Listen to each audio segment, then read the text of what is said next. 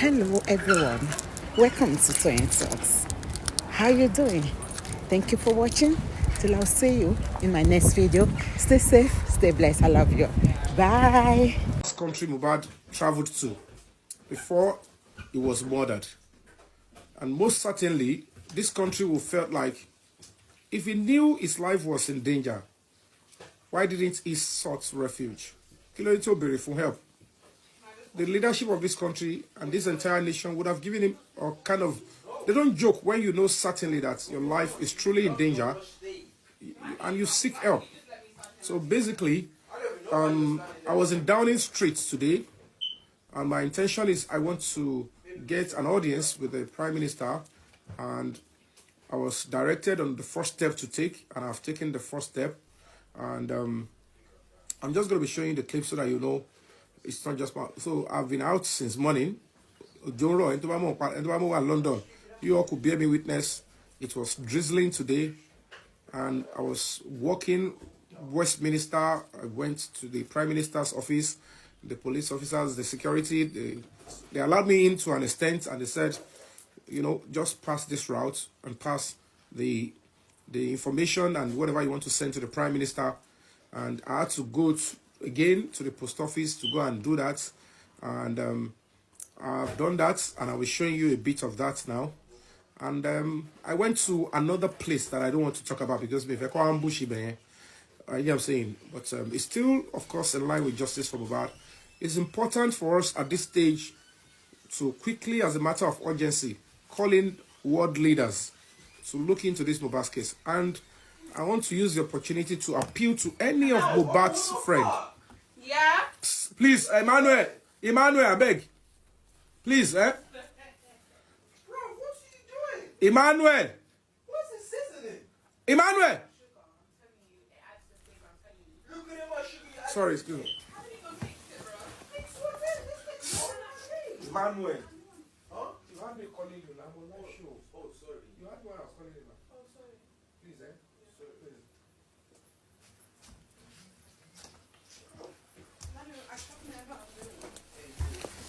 Hannah? So, Hannah?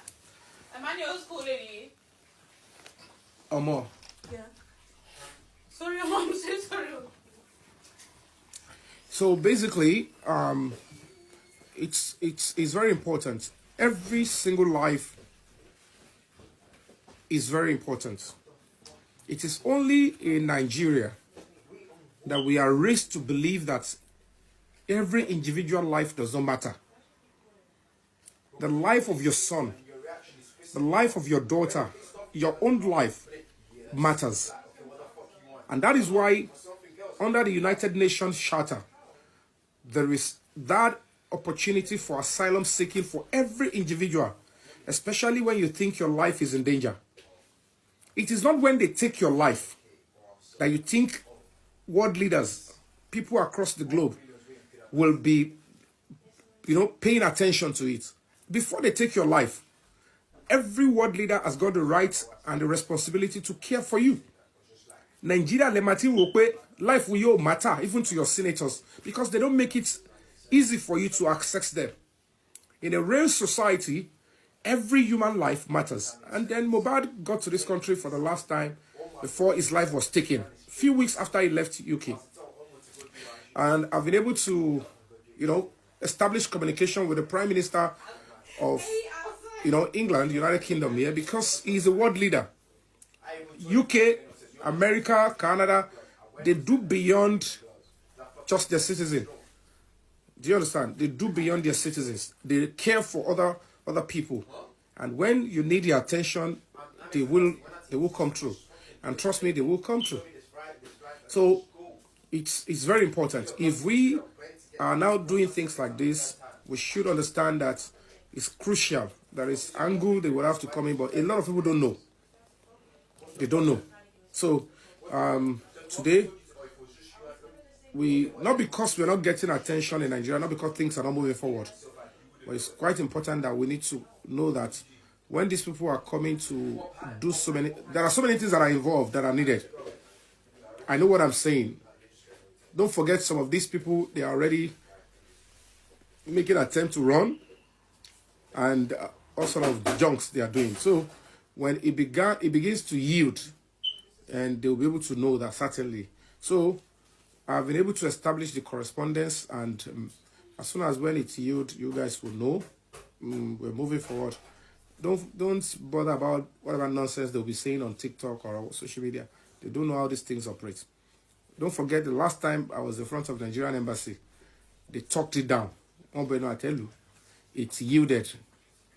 And at the end of the day, those people that say they are too powerful, that's àwọn tó ní kagba station lọ ti ń gba station lọ báyìí. I get what I'm saying. Àwọn tó ní kagba station lọ ti ń gba on bail ní station sí. And àwọn tó ní kagba station lọ, no lọ ti wá sọ fún wọn pé you are not just in station here to come and do fashion parade. You are being investigated for murder, for theft, for criminal conspiracy. And for those that understand what it means, you will need to do a whole lot to actually explain that you are not complicit. But for whatever it is, they have been told you are complicit. Are you doing that on purpose or more? Are you doing it on purpose? Oh, sorry. I actually forgot. Sorry, Uncle. Oh, okay. So for the avoidance of so I'm here live at Downing Street. Live here at Downing Street. Still discussing justice for Mohbad. This is Downing Street, United Kingdom. So I'm here on this is the 10th of November 2025. So and I'm here to seek an audience with the Prime Minister. So I'm going to be sending the mail, via post, and we're coming back here. So, and okay.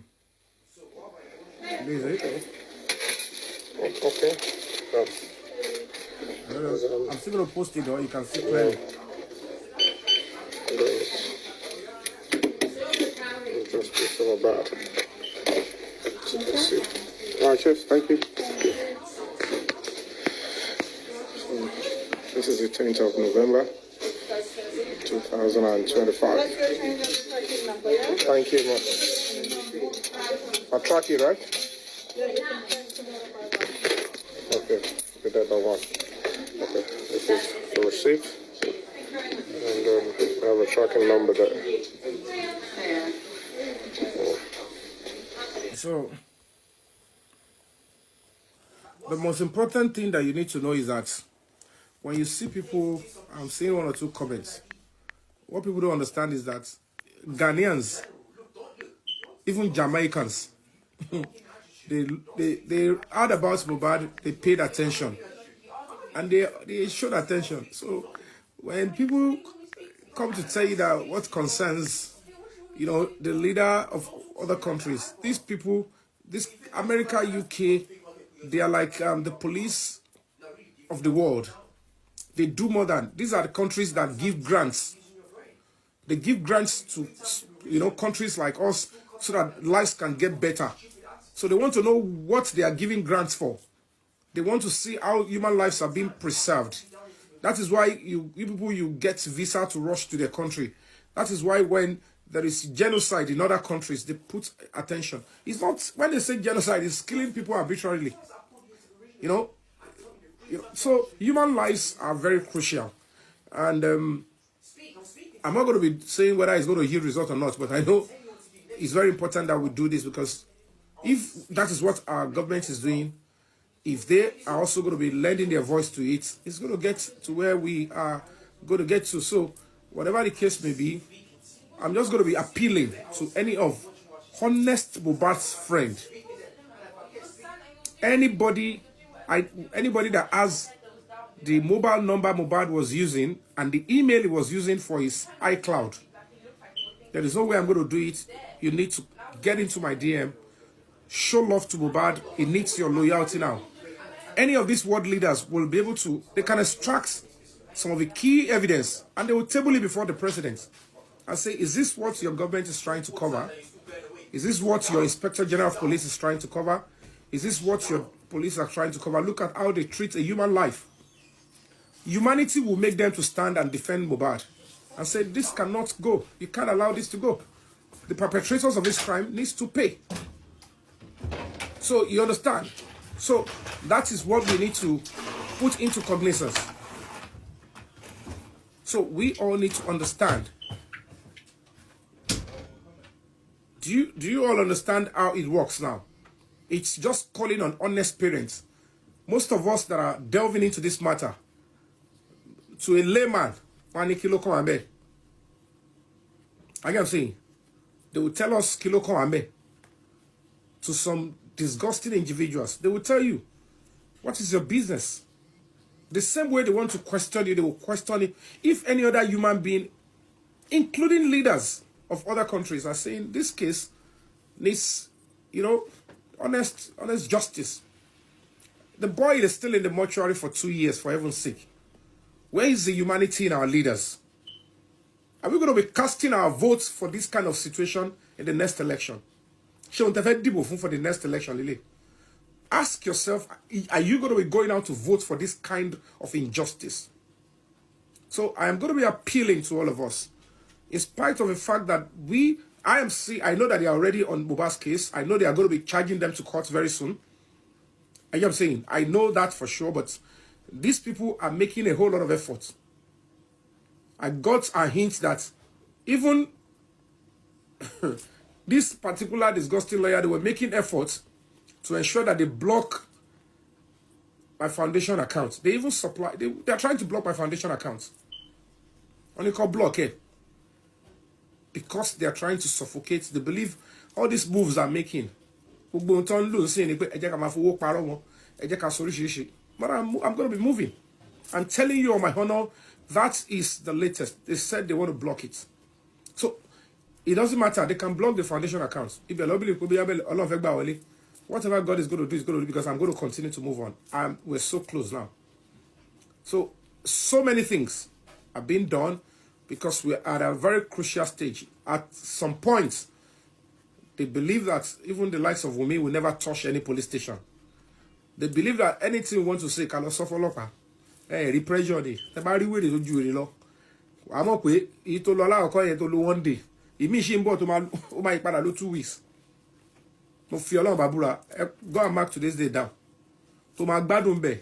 Àwọn ẹ̀fọn be go ẹjọ́ ma gbádùn ara yín. So o better go lo anti-malaria le. Because whatever the case may be, this case needs to be rounded up. Mohbad must get justice. His family, they messed him up. Friends, the few friends left, please stand true for this young boy. So guys, anybody can turn against me. They can use anybody now. Like I'm saying, they can use anybody against me. Anybody can turn against me. Justice for Mohbad, because I need to know. If I can't on your dodgy mouth for bearing Gemini issue, come and shika for me. Come on, your time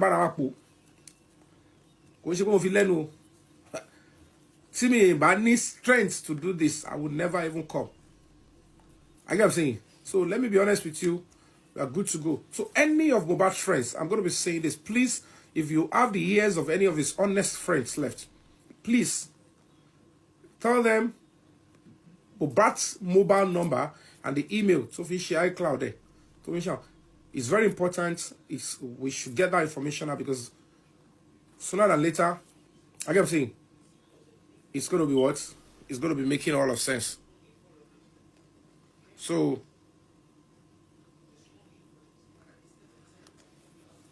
that's just it. So let me put this sound. So kudos to all of you.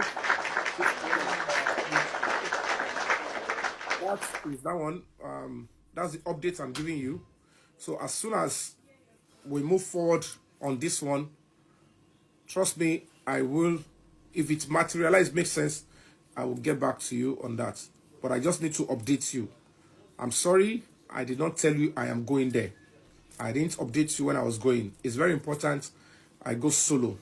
I get what I'm saying. Okay, Umi is in Abuja since morning. Okay, about so please, Nigerians, continue to stand by what is right. And as soon as other people that are involved are nipped in the bud, they will be able to what? I get what I'm saying. Then justice from what will be on its way. So there are so many things to be done now, but let's keep ourselves together and let's Don't let anything push you to leave the struggle. You have come this far, it is too late to turn back. And to all parents, I understand the pain that that boy is still in the mortuary. Not because he doesn't want to rest. That is too much for a human being. He was a star. He entertained us. He believed he has future. And they took it away from him. That is not what we want for people to witness in our country. If people see what happened to Mohbad, nobody will want to raise their child in Nigeria. Nobody will want their children to come to Nigeria. Nobody, most Nigerians in diaspora, we won't even want their children to express their talent in that area of music or movies and say, I want to go to Nigeria. One thing that will readily come to their mind is, Mohbad. So, and that is why we are fighting to say, no, that's not our country. And to all those that have been standing tall and standing firm, I am saying we need to continue to fight on and do it. So anybody that has that information, please feel free to share with me so that things will be done the right way before these people use this stuff to dent the image of the president or to the image of the Nigerian police, because the Nigerian police are now doing remedy to what has been messed up. So it is talk about only fella said to be if water kill your picking at water you go still use to bath. So it is important that we allow the police at this point and the government to remedy the situation. People can make mistakes. People can go rogue. Whatever they must have done in Lagos State, we have been able to stand tall and say we've challenged them. So it's not easy. I'm not praising myself. I'm not praising the fact that, okay, this is what but it wasn't an easy task because physically they have tried to say, take it off, take him down, silence him. And you can see many traps here and there, many ambush. It's not because I have any other thing. No, I'm animal badura. My name is prayer. My name is bori me. But long. And the spirit of Mohbad is not going to abandon me. Me in Lalakala. Because the boy, the spirit is saying, keep up, do it.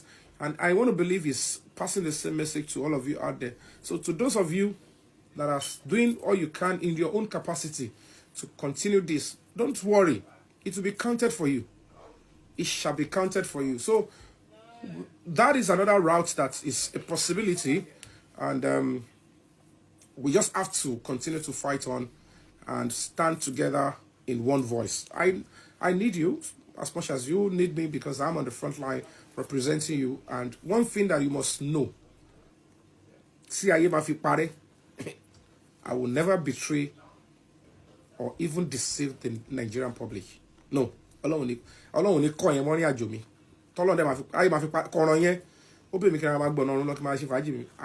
continue to stand by the Nigerian public if the public are on the right side. Because who are important. So, I will always speak up when I need to speak up, but I will continue to fight and stand up because this is what I want to do.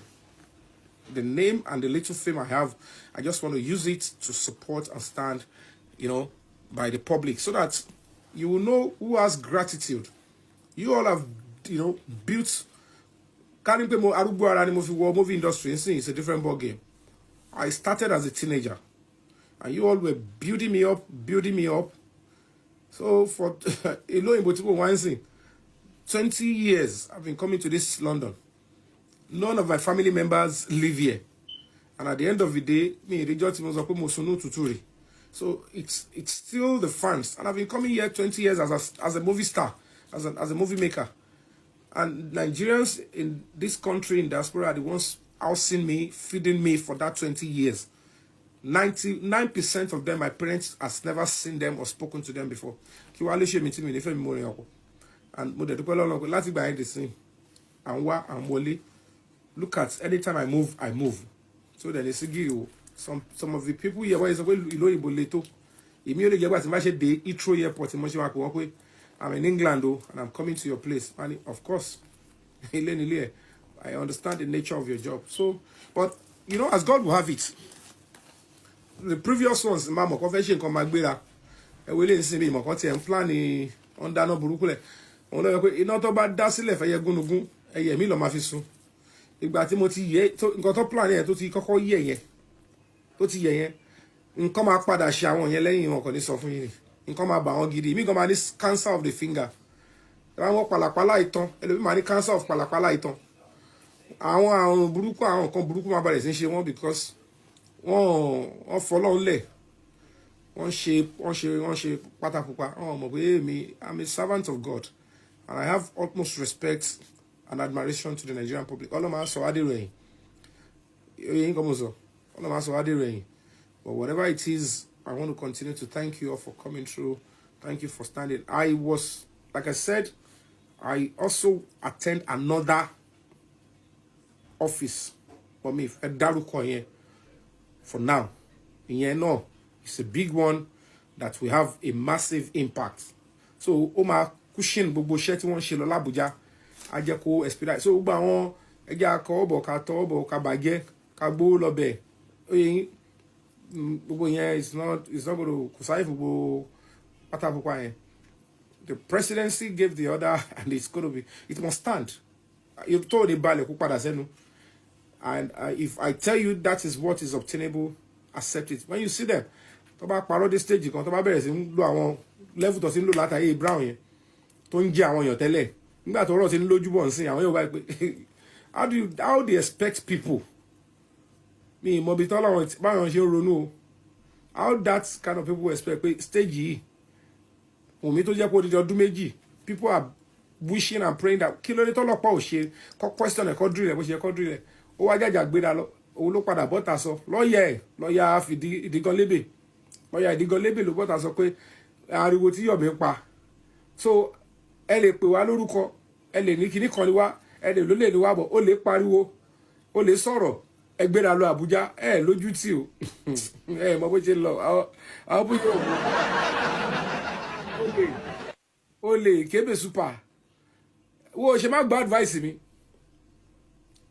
nítorí ọmọ pé like I tell you guys, let me tell you people, ẹ yọ àwọn agent wọn tó ń try láti sọ pé ẹ lọ finish Yomi yẹn fún wa tó ń fún wọn change o àwọn tí ọ̀rọ̀ kàn gangan tí má ti ń ju àwọn ẹrù mi lẹ̀ yẹn wọ́n máa mú òótọ́ tó wà ń bẹ́ẹ̀ máa bú so pé ọmọ Brian sọ Brian gangan òótọ́ ló múlẹ̀ gidi ó máa hit wọn kò ń jẹ́ kọ́ pé eléyìí tí mo kọ́ tó ń sọ when I came up and tell you that we went after spending and we have 4 soft targets ẹlòmíì kò yí nǹkan tí mo mean 4 soft targets they led us to the same point wọ́n mọ̀ pé as at that time mo ti kàn wọ́n lára owó ló ná wa wàhálà ló ná mi but one step ló kù kí n kàn take care báyìí gbogbo àwọn fídíò ẹ̀ bá ti wo fíìmù tẹ́ máa show káàkiri ó láti mọ̀ pé àwọn ọmọ wèrè ní Yomi ó máa kọ part 1 part 2 lè wà lórí ìgboro máa dàrú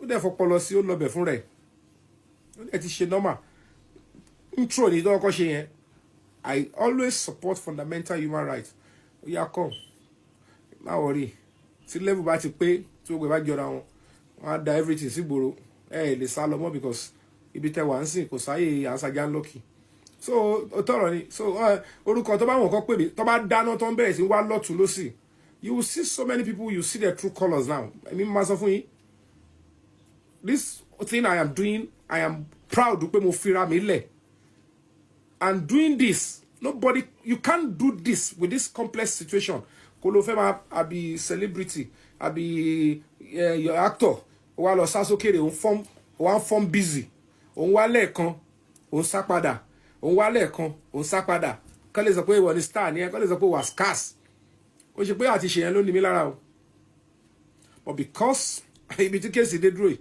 pẹ̀lú odindi ọdún tí public fi kọ́kọ́ lọ sí tó yẹ pé ẹ̀wọ̀n mi tán lọ that emotion before people get tired I could remember when that corona inquest failed I don't like downtime a lot of people were weak mentally mo sáré tún sáré pé ẹ má jẹ́ ká dúró let's take this next step people thought I was doing because I wanted money mo kàn rẹ́ kò ṣe dúró wò ó tẹ́ bá ti allow kí ìrẹ̀wẹ̀sì wọlé ó wọlé nìyẹn and the only thing tó ń gbé justice for Mohbad débi ni kò ń ṣe owó it is the will passion strong will ara wọn yàn gbogbo abiyamọ tí ó bá ti sí passion tí ò sí emotion, tí ò sí drive. Àwọn kan yẹn ló máa yọ ẹni owó lápò, òun ló máa jẹ́ kẹ́lómi jókòó sórí live for 5 hours, òun ló máa jẹ́ kẹ́lómi dín dájí bí kò tètè gbọ́ news pé wọ́n ti mú wọn, wọ́n ti gbá kan. Money is secondary. So in terms of what affect is that mental strength that people has. Tó bá ti lọ, gbogbo nǹkan ó máa tẹ̀lé lọ. So when I was trying to quickly say, Emma, don't Emma Barewesi Oko. And I'm happy that we took those steps and it's yielding. So for those that doesn't know how procedure of investigation goes, but she was saying, I want to need OTP. One month to one lay. And don't get it twisted. Investigation ti wa tele. I want to talk about an investigation to ti sheleku. It's just quite unfortunate that those that did it in Lagos then, when they were supposed to go further, whatever it is they were doing, they tried to cover the truth, like Babikotori, and they decided to give the public a wrong picture. And they didn't press further. So now that the case has been, they've taken it from Lagos State, and they are now looking in all those gray areas. I want to talk to some of the truths that cannot be deleted. Those in Abuja, they found it, they know it. They just want to, juxtapose and bring the puzzles together. Immediately it makes sense finally for proper prosecution. But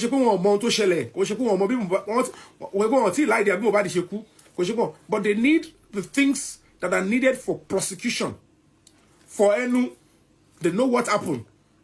They can actually say you did it, you played this role. But because you can feel and see what they've done, but for the documentary evidence that can be used in court, you need to go through back and say, go through the normal process, investigate, and put them that. That's why I was saying that about many videos only satisfied social media. It could be watered down in the court of law. You could remember the other time when I pointed the police in Lagos State to where the CCTV was of the neighbor. They went there.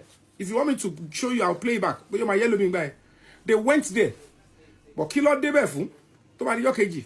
That neighbor, that I extract by. Bookie gets a big picture, sitter, or threatening there. Or she will put her life into risk. That's my machine empty look Billy Wallo. When I dragged him before the AIG, it was just playing ball on your phone. Money, I have gone to obtain police protection for you. 3 police officers will be protecting you, sir. He said, I don't want this. Okay, whatever it is, if you can give me my own gun. He said he wants his own GUN. And the AIG said, you know what? Mr. I mean, let him go. Let him go. I understand what he's going through. Let him just go. We are good with you. Go. And then the man said, let's focus on Adura. Do you have... How can you need to download what is on your iCloud into another iPhone. So do we have an iPhone here? We said no. We said, okay. Go and process him. When there's an iPhone ready, you guys can do that. Let's see what it's going to bring back. So, and those times we're making effort to get things, but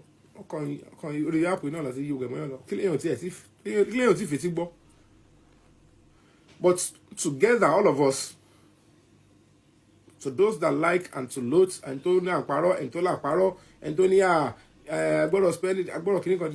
so many people are changing and twisting and, turning. All of us we are succeeding, we are making progress.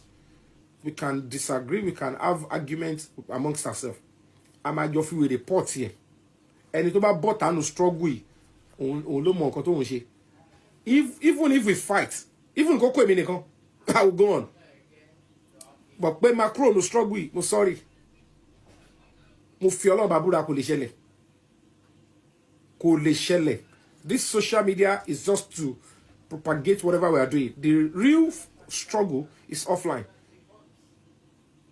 And because this is the only way we can come together, share updates, and be able to pass the right information. And that's what we're just doing.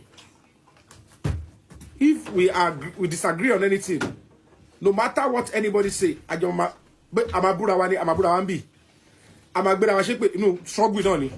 ọmọ ìyá ni gbogbo wa kò sí tó gbàdúrà kú tó ṣẹlẹ̀ sí Mohbad kò ṣẹlẹ̀ sóhun eléyìí ó rárá bú fún inú struggle náà la rárá bú fún ìwọ tó bá rárá bú tó bí ebu tó bá ti bọ́ta yẹn ni pé you are not genuinely seeking justice. But if you still believe that justice is coming and you believe truly that you have sacrificed kò sí iye nǹkan tó lè ṣẹlẹ̀ inú ìbínú yẹn inú bẹ́ẹ̀ ló máa wà and you believe and understand the fact that kò sí anybody tó lè push me kúrò whatever role I'm playing I will continue to play it on that. But pé èèyàn kan máa tì mí jáde I'm not doing it for anybody. Nobody is doing anything for you. Everybody is doing it for the cause of justice, because everybody knows that if you don't work on this Mohbad stuff, somebody might be the next victim. Any one of us could be the next victim. The question is who is next. So everything anybody is doing, you are doing it for yourself, for other innocent children out there, for our parents that are old, and to let people that think, if I have power, I'm close to government, I can take anybody's life. We want to say we don't want that in our country. Ìjà yẹn náà la máa jà tó máa fi stop ǹjọ́ kan. Ìjà kan lọ́jà tó fi stop killing of twins. Ìjà kan lọ́jà tó fi stop slave trade. Ìjà kan náà la máa fi jà. Táwọn kan máa believe pé we are this set of people.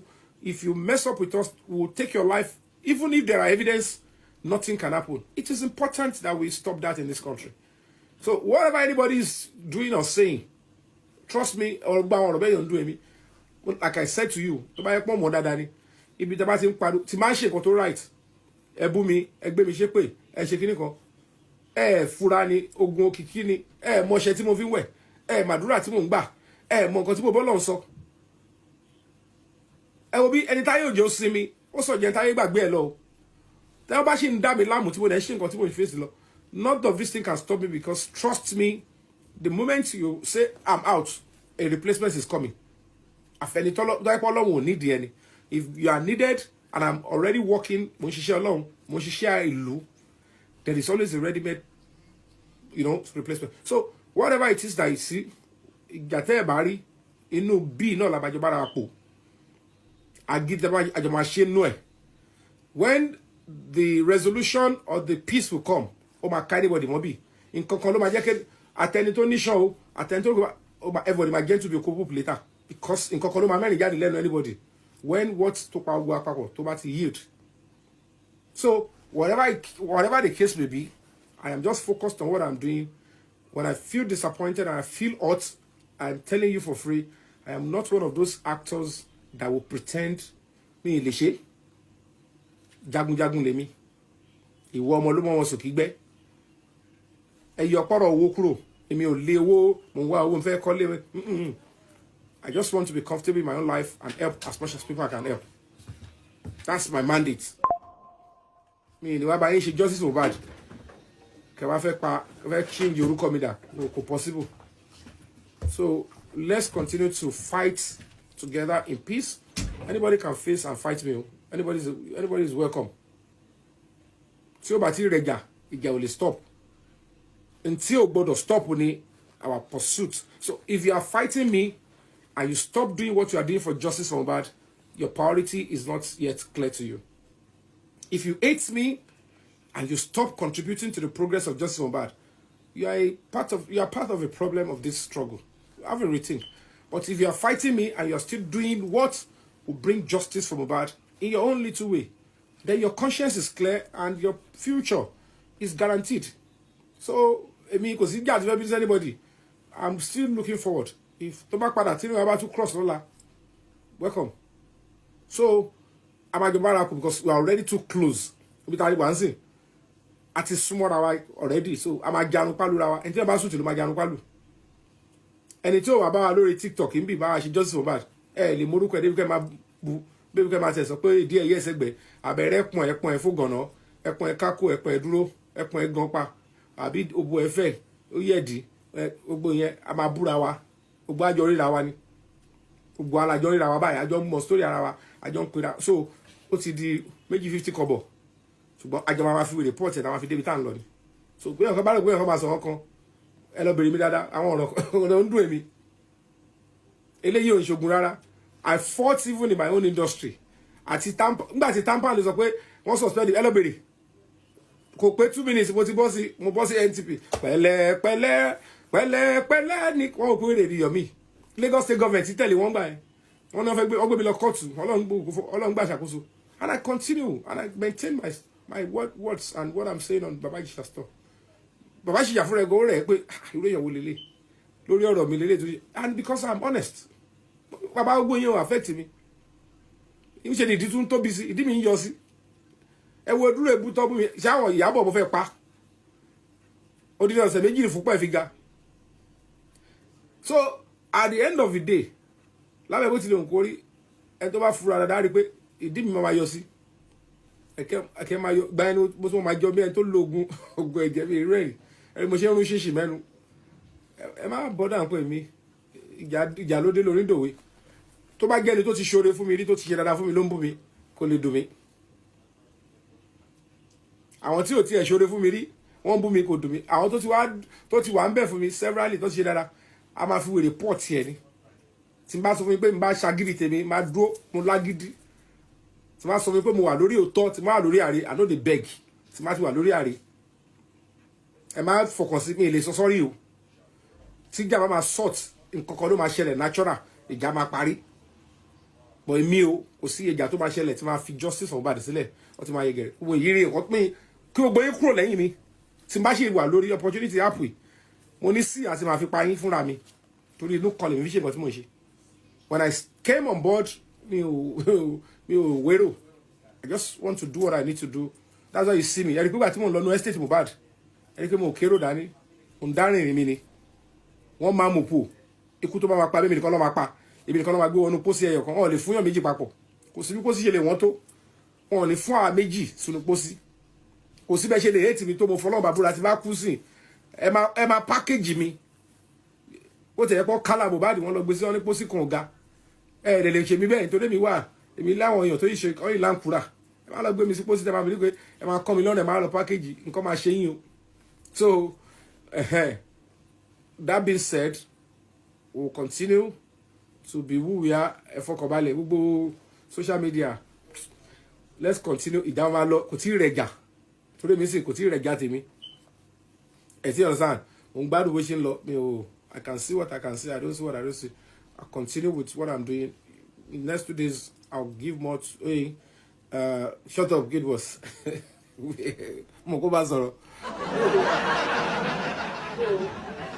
Emma Wunti, let's continue to stand by what is right. Let's continue to believe in the cause of justice for Mohbad. And we'll get there. We'll get there. See, they give them bail because we've agreed the fundamental human right of every of the suspects must be protected and enforced. Mo fẹ́ kó lọ sí Abuja yẹn. Mi ní kó má lọ attend sí petition. Ṣùgbọ́n Yomi ò bá ti lóru pattern ti Wùnmí yẹn. Kò bá ti lo pattern irú ti Wùnmí yẹn.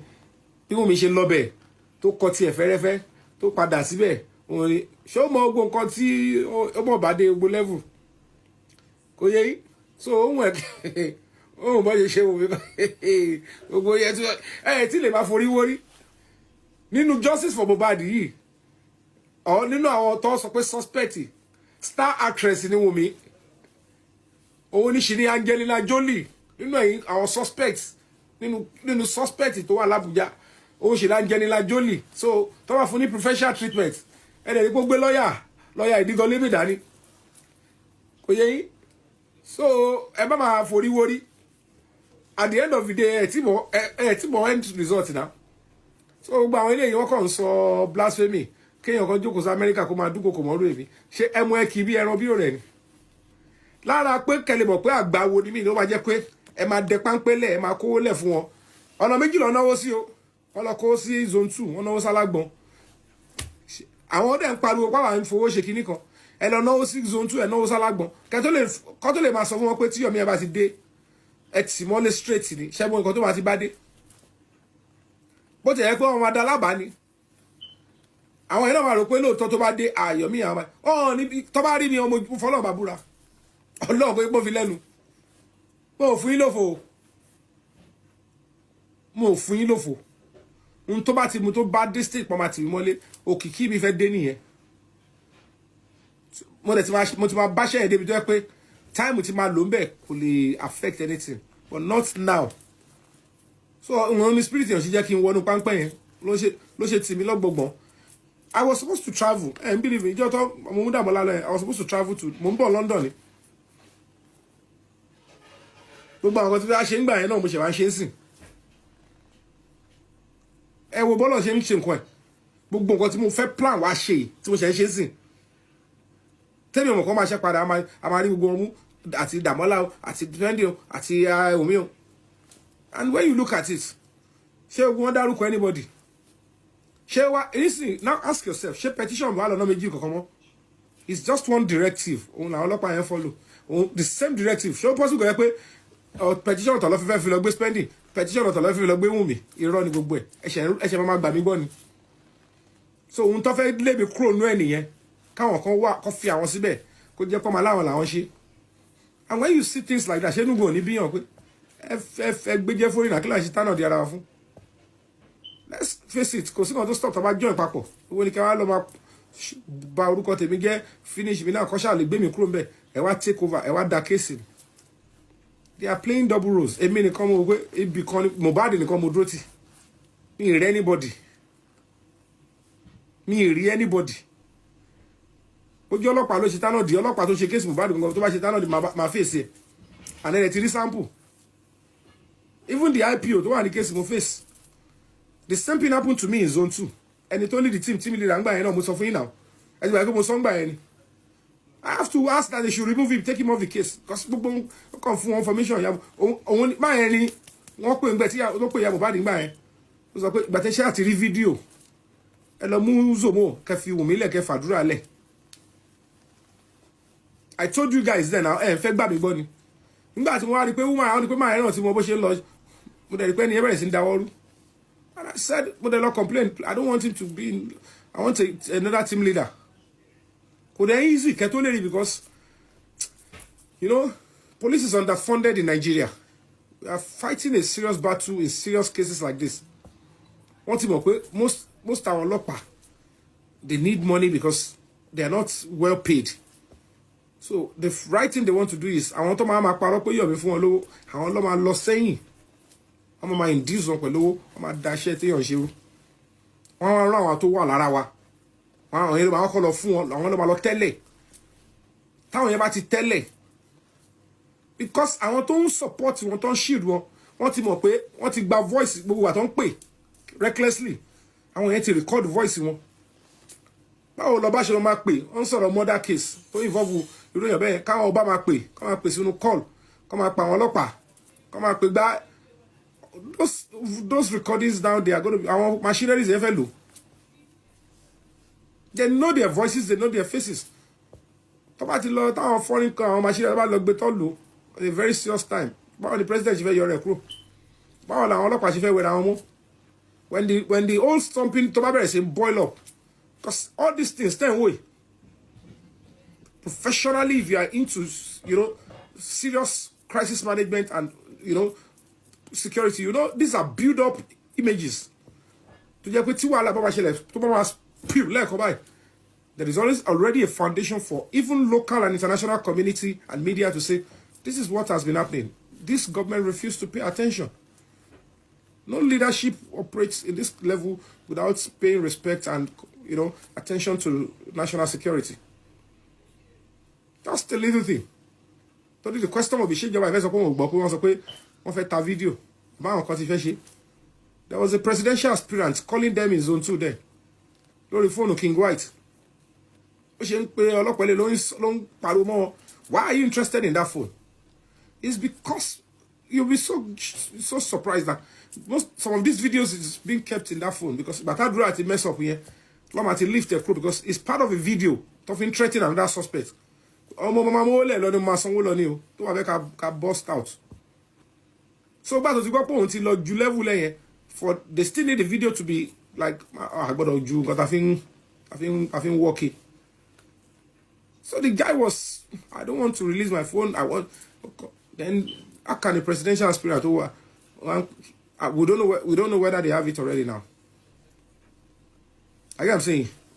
So, we ṣe sọ pé kò ń dùn kò yín ò dùn. Àwọn godmother yín ṣe wọ́n padà wálé ṣe ní nǹkan ṣe fún.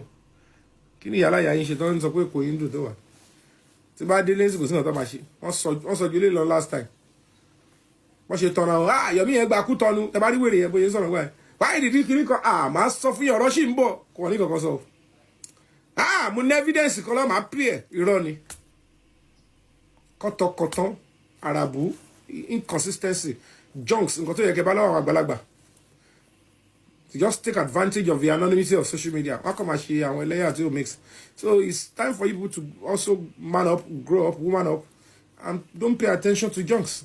We are now getting closer the way we want it and it's an honor ibi tabade òun ló ń jó òun kò sẹ́ni tó máa níbi tabade tó máa ní pé òfin gèlélẹ̀ ṣé bí story Mohbad ṣe wà last 6 months lélẹ̀ ni ṣáwọn tẹni kọ́ drill kọ́ ló ti ń drill sí ṣáwọn tẹni kọ́ bẹ̀rẹ̀ sí question kọ́ ló ti ń question they have to question them and don't expect the way they will question them nígbà tí case kọ́kọ́ ṣẹlẹ̀ pẹ̀lú rúùsìn ká nígbà tí case yẹn ṣẹlẹ̀ gbàrà fresh irú questioning ó máa mú result wá faster but now it takes meticulous and careful process because it will be waste of time kawale law court ẹ wà fully prepared so kí la fẹ́ máa kánjú fún so the little time tó ṣì ní wọ́n fi ń tàn yín pé kò sí justice àbáwọn ti ra abẹ pa wọ́n ń bóbó yín bóyá ọmọ alówó tó fẹ́ bá wéṣì ṣàpẹ̀ láwọn lọ́ọ̀yà àdìgan lébè tó máa sọ òyìnbó tó ń tàn yín nobody can ever arrest anybody ẹni tó walk in tó lọ give her a him kí ló tún fẹ́ arrest yẹ fún you've already brought yourself in then they will say sit down what I'm saying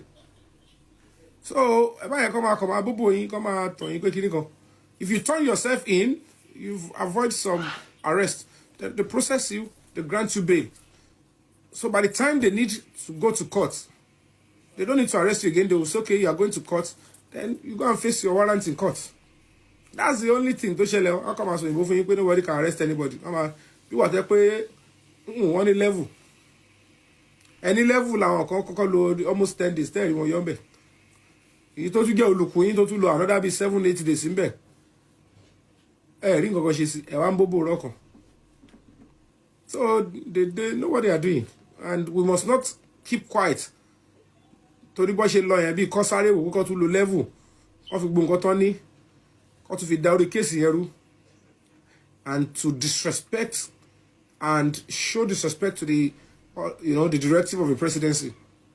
So we will know very shortly whether the government of Asiwaju has been hijacked. We will know very shortly. If he's still in power, we will know very shortly. Because no government should blatantly take side with murderers. These people are being investigated for murder, capital offense. They're being investigated for serious crimes. Come on, that under come on for any story, under 24 hours, I want to bother. Case to more build up of things. There are so many circumstantial evidence that is even already in the case file. The doctor's report is there. The testimony of the driver is there. The body of Mohbad is there. They just need to pin it. Who did it? I want to come and test. We need somebody to say, you must stand as a prosecutorial witness. That's what we are waiting for. And we will get that very shortly. Justice for Mohbad will get it. And the police will do their job. So, effort combale. Ọba sọ wípé àwọn ti lọ kò lọ́bì kọ́kọ́ o. Ìtọ́ bá parọ́ nu statement yẹn sí. Wọ́n gbọ́ abẹ́rù rẹ níbodè. Ta ló mọ̀ ní Tọ́pẹ́ Àlàbí yẹn kọ. So that's the reality on ground o. Ẹ máa fọ rárá, ẹ máa kúrò níbì kankan o. We are on the right track.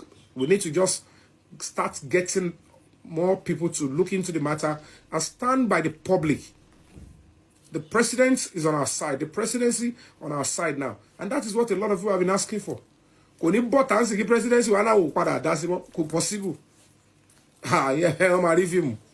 So wọ́n ti pa wá pé àwọn ò dá sí mọ́ àbáwọn ti yọwọ́. Tọ́ba wá sọ pé wọ́n fẹ́ máa sọ pé ẹ padà ewu ni. Ó léwu fún ìjọba yẹn.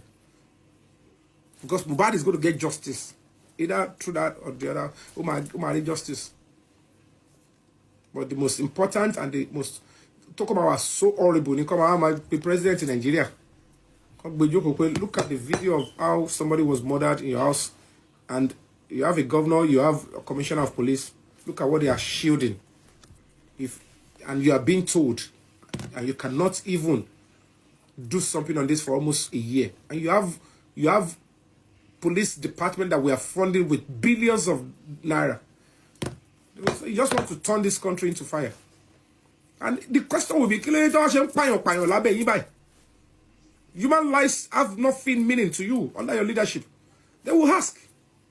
And then you don't have reasonable answers to them. No justice, nothing. Then why did you ask to be voted for? They will ask the right question. You have to understand that this is who we are. If they can be done to Mohbad, that means it can be done to your own life.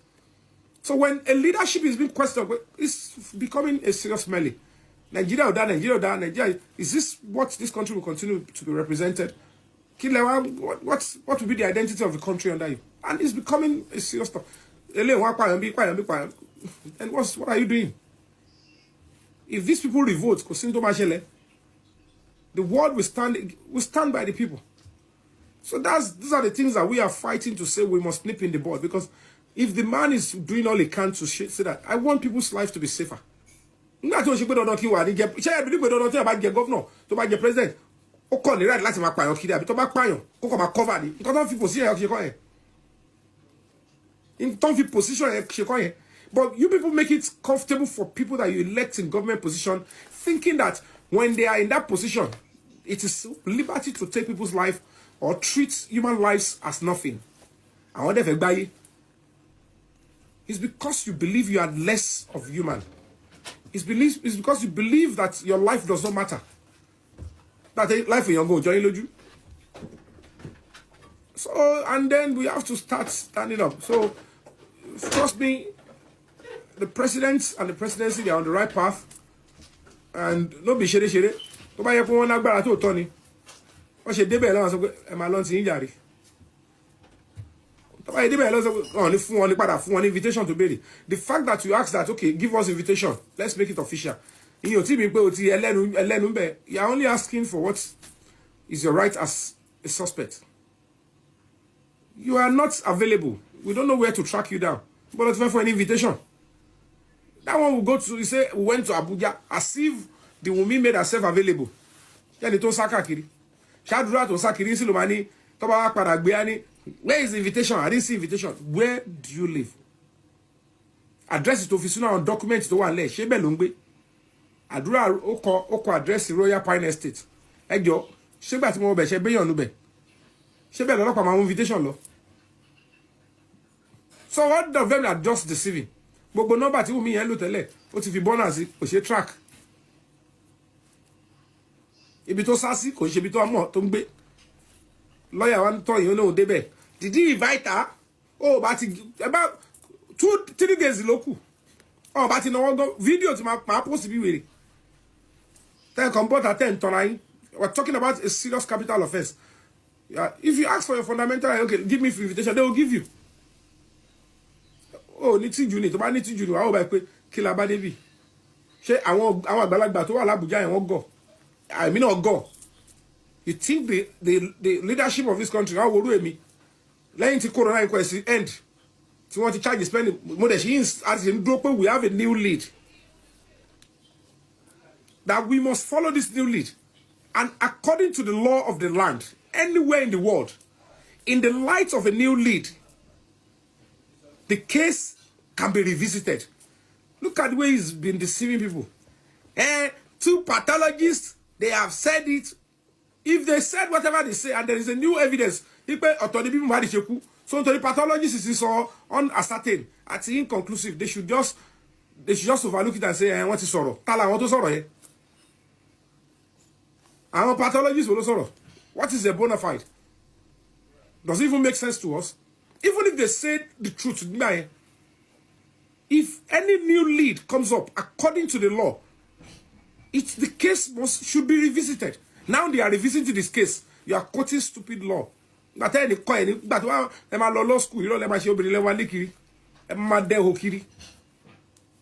I to me quote any no condom. Only dirty. Yeah, I'm a lawyer, I'm a barita. Lawyer to Kalulu.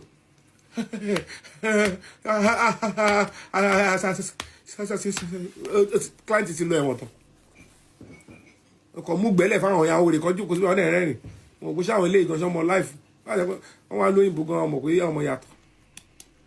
Simple thing, you are supposed to tell these people the truth. We will try and ensure that whatever it is will cooperate the police. Since my client is being investigated on the murder, also third year now. Only one is being dead on the murder of the husband. Oh, fito kuku. She invitation or theft in bed. Oh, criminal conspiracy in bed. Why your mother of Mohbad niku? I want to go on back to go on more bush law. So ngba tó mú yẹn fún yín tó mú yẹn fún yín tẹ statement ẹ lọ case ti wá handy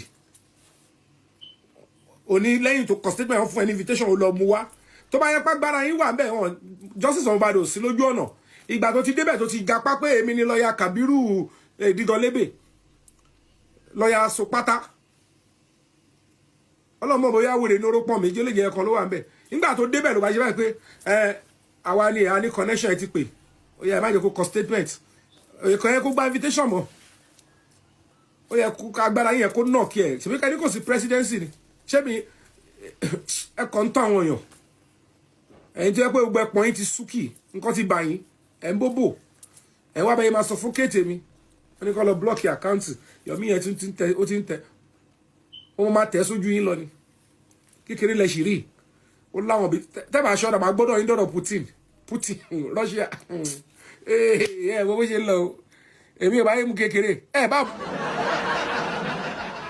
ẹkún mi kẹfẹ dí mi síta kẹsọ pọn mi di museum kẹsọ dí mi di whatever.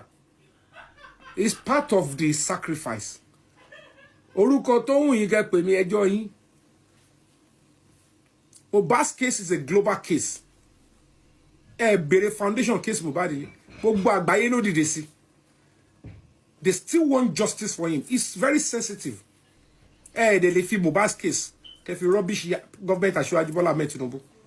The Baba is trying, is risking so many things so that the poor people can breathe. It's possible he might have some disloyal people in his government. People that doesn't care about him, doesn't care about this, just want him to fail. Because to get that Baba, they need to use people close to him. I will play my part. If my part is good enough, well, so be it. But pé justice yìí ò ní wá. Ẹ wá ń tàn àwọn èèyàn. Wọ́n sọ, does they have any evidence? Wọ́n ṣẹ̀ṣẹ̀ bẹ̀rẹ̀ investigation. Ó ń béèrè, do they have any evidence against her? Wọ́n ò mọ ohun tó ń wá ni. Ṣé báyìí débẹ̀ yẹn wọ́n sọ pé àwọn ti lọ mú bì kan ní nǹkan tẹ́ ti sọ dànù. Ẹ ti delete àwọn kan, ẹ ti yọ àwọn kan dànù. Wọ́n dẹ̀ ṣẹ̀ bẹ̀rẹ̀, ọwọ́ ṣẹ̀ ń tẹ gbogbo yín.